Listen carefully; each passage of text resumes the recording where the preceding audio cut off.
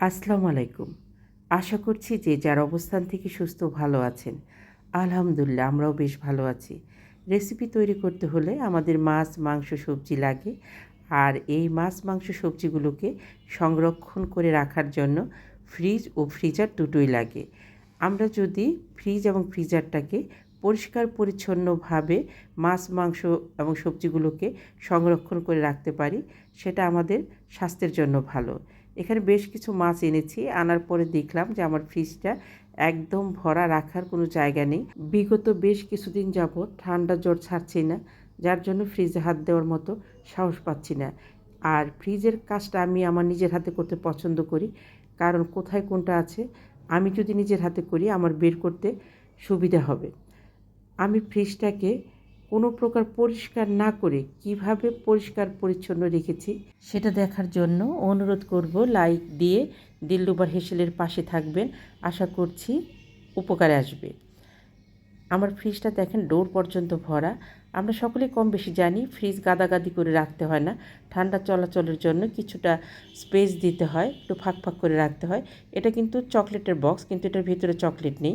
আমি চকলেটের বক্সগুলো খাওয়ার শেষে ফেলে না দিয়ে এইভাবে বিভিন্ন সময় আদা জিরাগুলো রেখে দেই, এতে খুব সুবিধা হয়। এখানে 1 টেবিল চামচ পরিমাণ জিরা বাটা আছে, আমি এটা রেখেছিলাম। এখন সবগুলোকে উঠিয়ে আমি একটা কন্টেনারে ভরে রাখবো। এভাবে রাখলে সুবিধা হয়, পরিমাপটা জানা যায় এবং একটা একটা করে বের করে পরিমাণ মতো তরকারিতে দিয়ে দেওয়া যায়। এটা এই কন্টেনারটা আমি চার সঙ্গে পেয়েছিলাম। এই ধরনের কন্টেনারে রাখলে ফ্রিজে জায়গা কম লাগে। আমার প্রায় রেসিপিতেই আমি এই বড়িগুলো ব্যবহার করে থাকি। এই বড়িগুলো খেতে আমরা পছন্দ করি এবং এই বড়িগুলো আমি রাজশাহী থেকে আনিয়ে নিই। এখানে 2 ধরনের বড়ি আছে, বিউরি ডাল এবং মাসকালের ডাল, সাথে চাল কুমড়া এবং নতুন কিছু বড়ি আবার এনেছি। কাজে এই বড়িগুলো এটার সাথে না মিশিয়ে এই বড়িগুলো আলাদা রেখেছি। বড়িগুলোকে আমি এইভাবে ঢেকে ফ্রিজে রাখি। আমি সব কিছু বের করার পরে দেখেন আমার ফ্রিজে ওই সামান্য একটু লাল দাগ আছে, ওটা মেহেদি, কোনো রক্তর দাগ নয়। এই কর্নারটাতে আমি সবসময় শুটকি মাছগুলো রাখি। আমার চ্যানেলে ডিপ ফ্রিজ পরিষ্কারের একটি ভিডিও আছে, সেখানে আমি এখানে কী কী শুটকি মাছ রেখেছি ডিটেলসে দেওয়া আছে, ইচ্ছে করলে দেখে নিতে পারেন। আর ফ্রিজটা কিন্তু দেখেন আমার কোনো প্রকার পরিষ্কার করতে হয় নাই। ফ্রিজটা আমার একদমই পরিষ্কার, যেহেতু আমি কন্টেনারে ভরে জিনিসগুলো রাখি। কন্টেনারে ভরে রাখলে জায়গা বেশি লাগে ঠিকই, কিন্তু ফ্রিজটা একদম পরিষ্কার থাকে, কোনো গন্ধ হয় না। আর এই সাইডে পলিথিনের ভিতরে আমি কিছু মাংস রেখেছি। তাওয়াল ভিজিয়ে মেহেদি দাগটা উঠিয়ে নিয়েছি। ফ্রিজ দেখেন একদম পরিষ্কার। এখানে 2টো কাতল মাছ 2.5 কেজি ওজন, দুটো মিলে আমি একটা কন্টেনারে রেখেছি। মাথাগুলো উপরে রেখেছি, কারণ মাথাগুলো আমি আগে খেয়ে নেব। মাছগুলো ধুয়ে রেখেছি। এই চিংড়ি মাছটা আমার উপরের খোসা ফালানো, এখানে 1/2 কেজি চিংড়ি মাছ আছে, এটাকে আমি উপরের খোসাটা ফেলে রেখেছি। আর সিঙ্কে যে চিংড়ি মাছগুলো ছিল সেই চিংড়ি মাছগুলো আমি খোসা সহ রেখেছি। এখানে 2.5 কেজি চিংড়ি মাছ আমি 2টো কন্টেনারে ভরে নিয়েছি।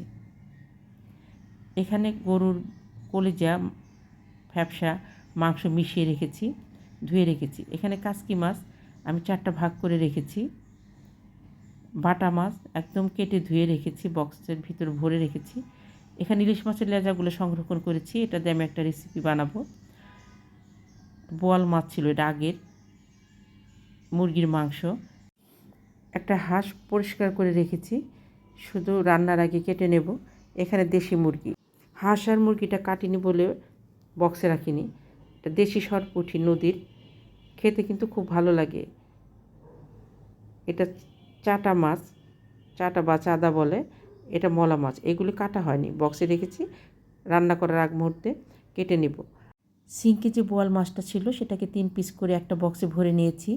আমার যে সকল বন্ধুরা দিলরুবার হেসেলকে সাবস্ক্রাইব করে পাশে আছেন তাদেরকে অসংখ্য ধন্যবাদ। আর যে সকল বন্ধুরা এখনও সাবস্ক্রাইব করেননি প্লিজ সাবস্ক্রাইব করে নেবেন, সেই সাথে লাইকটা দিতে ভুলবেন না।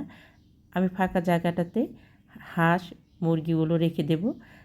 শুরুতেই দেখেছিলেন ফ্রিজটা একদম ডোর পর্যন্ত ভরা ছিল, একটু গুছিয়ে নেওয়াতে কতটা স্পেস পেয়েছি।